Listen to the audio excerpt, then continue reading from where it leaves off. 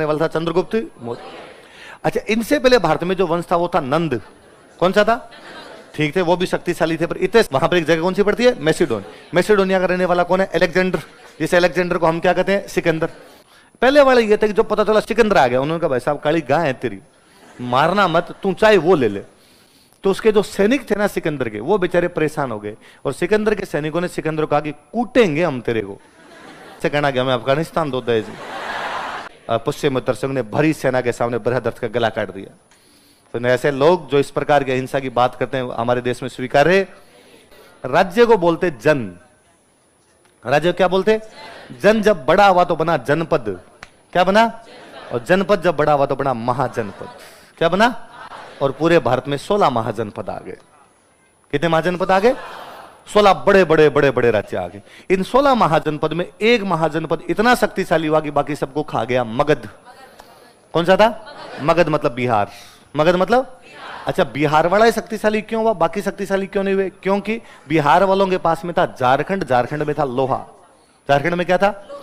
इसलिए खेती के औजार अच्छे, काटने के औजार अच्छे, युद्ध करने के औजार अच्छे, सब कुछ आपके पास ज्यादा अच्छा है। और भारत में लड़ाइयां होती हाथियों पे बैठ के।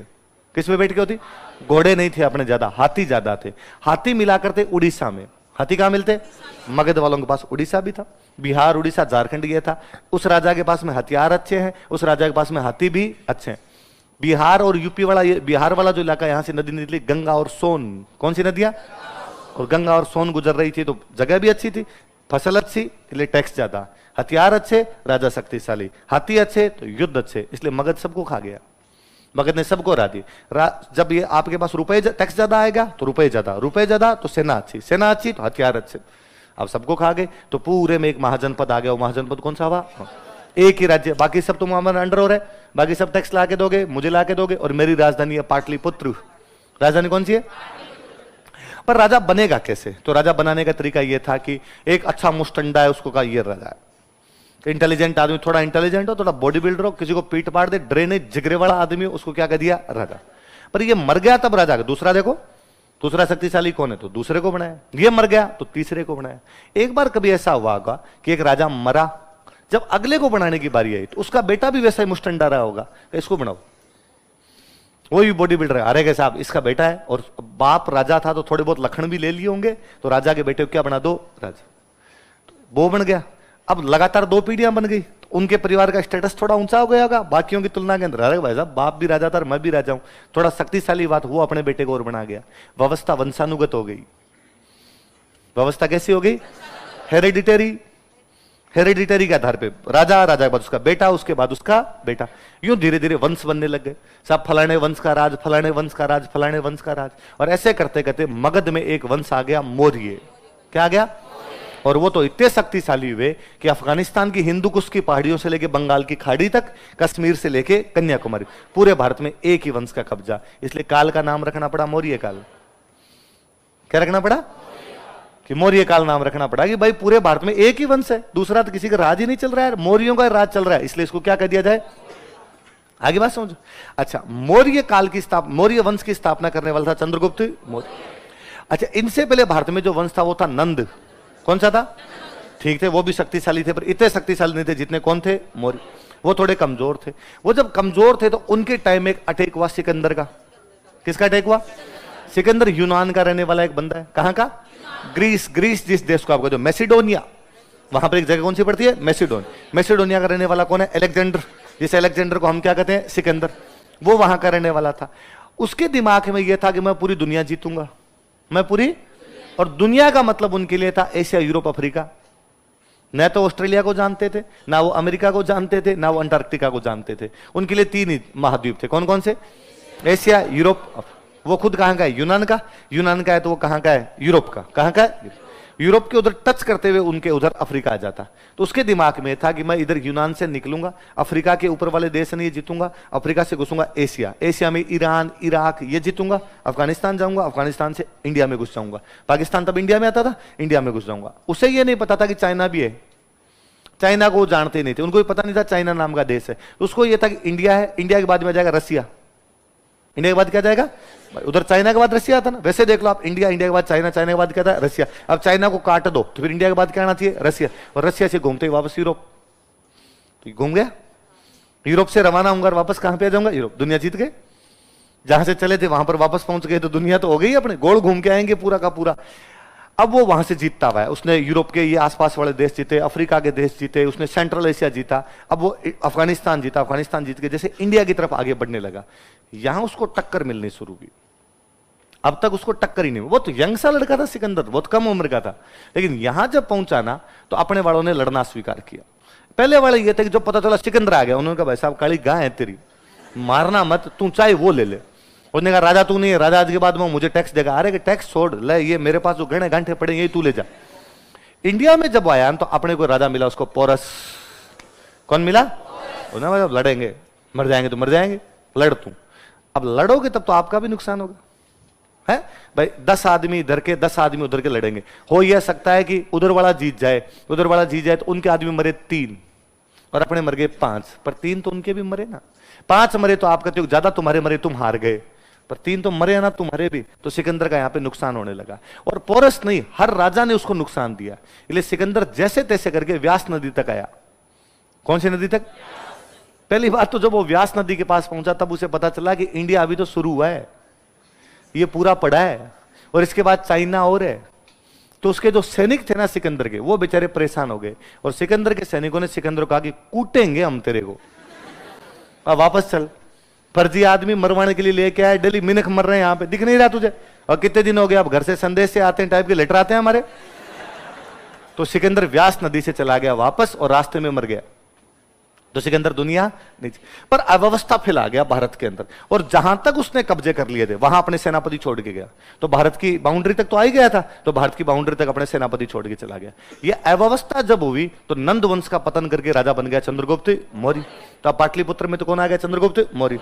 कि उधर भी हालचाल मौजूद, सिकंदर आ रहा है, सिकंदर आ रहा है, तो कमजोरी हुए, थोड़े कमजोर हुए, तो चंद्रगुप्त मौर्य ने पटक पटक के उधर कब्जा कर लिया। इधर उसके सेनापति बैठे। भारत में कब्जा किसका हो गया? चंद्रगुप्त मौर्य। और भारत की सीमा पर कौन बैठे? यूनानी। कौन बैठे? वे यूनानी जो इंडिया की तरफ रह गए, इसलिए उनको बोलते हैं हिंद यूनानी। क्या बोलते हैं? Indo Greek. वे ग्रीक जो इंडिया की तरफ रह गए थे उनको क्या कहा? इंडो। उनमें से उसका एक सेनापति था जिसका नाम था सेल्यूकस निकेटर। क्या नाम था? उसने कहा कोई बात नहीं, राजा ने अटैक नहीं किया, अपने करेंगे। और सेल्यूकस निकेटर भारत पर आक्रमण कर देता है। तो चंद्रगुप्त मौर्य ना केवल सेल्यूकस निकेटर को हराता है, बल्कि सेल्यूकस निकेटर को अपना ससुरा बना लेता है ना। उसने कहा कि क्यों ना हम इसको रिश्तेदारी में बदल दें। और पहली विदेशी बहू लाने वाला कोई आदमी था अपने देश में, तो वो कौन था? चंद्रगुप्त मौर्य। हेलन, हेलन लाया था वो, हेलेना, हेलेना। क्या नाम था? पर अफगानिस्तान लिया दहेज में। अफगानिस्तान किस में लिया? अफगानिस्तान। तो कोई दहेज ले तो चंद्रगुप्त मौर्य जैसा ले, है ना। यहां आरएस लगने के बाद कहते हो 51 लाख दे दो, एक स्कॉर्पियो दे दो, एक फॉर्च्यूनर दे दो, ऐसे मांगते हैं। आप लग जाओ आरएस तो ऐसे कहना कि हमें अफगानिस्तान दो दहेज, तब तो देखो लेने का कोई फायदा है। 2 BHK में राजी हो जाते हो यार, है स्टेटस ही गिरा दिया पूरी तरीके से एकदम। तो चंद्रगुप्त मौर्य को दहेज में क्या मिला? अब भारत की बाउंड्री सेफ, अफगानिस्तान तक बाउंड्री चली गई अपने, अब पूरा सेफ हो गया। अब ये चंद्रगुप्त मौर्य का इनका वंश लगातार चला। कोई भी राजवंश तब तक ठीक चलता है जब तक लगातार अच्छे राजा है, अच्छा राजा, अच्छा राजा, अच्छा राजा आएगा तब तो राजवंश ठीक चलेगा। और बीच में जैसे बेलखने आने शुरू हुए, राजतंत्र का क्या हो जाएगा? पतन। मौर्यों में चंद्रगुप्त आया, चंद्रगुप्त के बाद आया बिंदुसार, बिंदुसार के बाद आया अशोक, और अशोक की मति फिरी और अशोक ने लड़ाइयां बंद कर दी। लड़ाइयां, राजतंत्र लड़ाइयों के दम पर चलते हैं। युद्ध जरूरी है ताकि शांति बनी रहे, युद्ध जरूरी है ताकि शांति के लिए युद्ध होने जरूरी है। बाउंड्री पर सेना खड़ी है चारों तरफ, इसलिए आप और मैं बैठ के खिलखिलाते हैं। यदि आज अपने कह देंगे भाई भारत युद्ध नहीं करना चाहता, हम सीधे साधे लोग हैं, और भाई अपने सेना बुला लो, कश्मीर से सेना वापस बुला लो, भाई लड़ेंगे नहीं, हम हमारे घर में राजी हैं, तो पाकिस्तान शाम का नाश्ता पटियाला करे। शाम का नाश्ता कहां करे? अपने अशांति हो जाएगी। अपने को शांति रखनी है, इसलिए वहां क्या करना पड़ेगा अपने को? अशोक ने युद्ध बंद कर दिया। अशोक की तो जैसे तैसे करके पार पड़ गई। अशोक के बाद उसके बेटे, पोते, पड़पोते, सड़पोते और बेलखने होते चले गए। और ऐसे ही उनका एक बेलखना राजा आ गया, बृहदर्थ। कौन आ गया? बृहदर्थ नाम करके उनका एक राजा आ गया। बृहदर्थ जब राजा बना तब उधर से यूनानियों ने अटैक करने शुरू किए। वे यूनानी जो सिकंदर छोड़ के गया था भारत में आने की कोशिश कर रहे थे, लेकिन मौर्य ने उनको भारत में घुसने नहीं दे। अब पोल मिली तो इंडिया की तरफ आने लगे। डेमेट्रियस कौन था? डेमेट्रियस थे। डेमेट्रियस भारत की तरफ हमले करना शुरू करता है, पंजाब के आसपास में पहुंच जाता हो। तब एक दिन उसका सेनापति है बृहदर्थ का, पुष्यमित्र शुंग, क्या नाम है? और उसने एक दिन राजा को बुलाया, सेना इकट्ठी की, राजा को बुलाकर, राजन, राजा का काम होता युद्ध करना, राजा का काम होता रक्षा करना, रक्षा कीजिए राजन, हथियार उठाइए। यूनानी हमारे देश में घुस गए हैं, हम हमारे देश की सीमाओं की रक्षा नहीं कर पा रहे। और बृहदर्थ ने कहा कि नहीं, अहिंसा की नीति, हम अहिंसा की नीति अपनाएंगे, हम किसी से युद्ध। पुष्यमित्र सिंह ने भरी सेना के सामने बृहदर्थ का गला काट दिया। तो ऐसे लोग जो इस प्रकार की अहिंसा की बात करते हैं हमारे देश में स्वीकार्य। डांगर ने घिरे दकल्याण लाठे खेत उखाड़ी जाए। पशु यदि दुत्कारने से ना भागे तो हाथ में लठ उठाने पड़ते हैं। ये यूनानी यूं ही मानने वाले नहीं है, अहिंसा से मानने वाले नहीं है, हथियार उठाने पड़ेंगे। अब पुष्यमित्र सिंह राजा बना, उसने यूनानियों को पीट पीट के वापस निकाला और कहा वापस से एक बार हमारी बाउंड्री सेफ की जाएगी, मैं करवाऊंगा अश्वमेध यज्ञ। क्या करवाऊंगा? और उसने अश्वमेध यज्ञ करवाया। उसका घोड़ा गया उधर पंजाब साइड में, और घोड़ा गया तो यूनानियों ने वापस पकड़ लिया। यूनानियों ने कहा कि इधर तो हमारा है। उसने अपने पोते को भेजा, पोते का नाम था वसुमित्र। क्या नाम था? विश्वामित्र। यूनानियों को पीट पाट गया, भारत की बाउंड्री एक बार फिर सेफ थी। हमारे घोड़े वापस उधर सिंध के आसपास तक पहुंच रहे थे, अटक से कटक तक भारत सेफ था। पर शुंगों का राज ज्यादा टाइम तक नहीं रह पाया, और इस टाइम में बड़ा अजीब सी स्थिति आई। जैसे मौर्यों का राज खत्म हुआ, इस ऊपर वाली साइड कुछ जगह पे तो आगे इंडो ग्रीक। कौन आगे? वे यूनानी जो सिकंदर के टाइम इधर रह गए थे वो आगे। एक नई जात आ गई इधर, शक। कौन आगे? एक नई जाति आ गई, कुषाण। कौन आगे? ऊपर वाले पंजाब वाला, ये नॉर्थ वेस्ट जो अपना है, इसमें 3 जातियां आ गई। कौन कौन सी? तीनों विदेशी है, तीनों बाहर से आए हुए लोग हैं।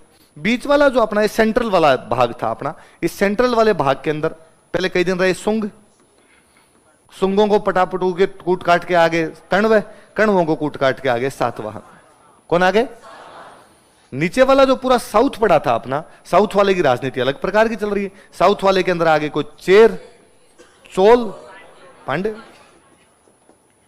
विखंडित भारत है वह भारत जो कभी यहां से लेके यहां तक मौर्यों के पास था, यहां से लेके यहां तक मौर्यों के पास था। इसलिए हम कहते हैं मौर्य काल। पर अब क्या कहो, शुंग काल, कुषाण काल, चेर काल, चोल काल, पांडे काल, छोटे छोटे राज्य हैं। इसलिए हमने कहा कि भाई साहब फिर इसका नाम कर दो मौर्योत्तर। क्या नाम कर दो? मौर्यों के बाद, मौर्यों के। जब किसी एक का नाम नहीं ले सकते क्योंकि खूब सारे हैं, इसलिए इसको क्या कह दिया जाए, मौर्यों के। लेकिन फिर एक शक्तिशाली आए, और शक्तिशाली आगे पूरे इन सबको पीट पाट के पूरे भारत में दोबारा कब्जा किया। वो कहलाए गुप्त। कौन थे? गुप्तों के बाद फिर वही कंडीशन, भारत टूट गया। इसलिए कौन सा आ गया? और गुप्तोत्तर के बाद शुरू हो जाता है मध्यकाल। क्या शुरू हो जाता है? आई बात समझ में? जब वो पत्थरों का प्रयोग करता है वो कौन सा हो गया? पाषाण। तांबा आ गया, तब तांबे मिट्टी ने मिला के कांसा बना दिया। फिर लोहा आ गया, तब तो राज्य बन गए। तब एक ही वंश आ गया, तब भारत टूट गया। तब वापस एक वंश आ गया, तब भारत पुनः टूट गया। तब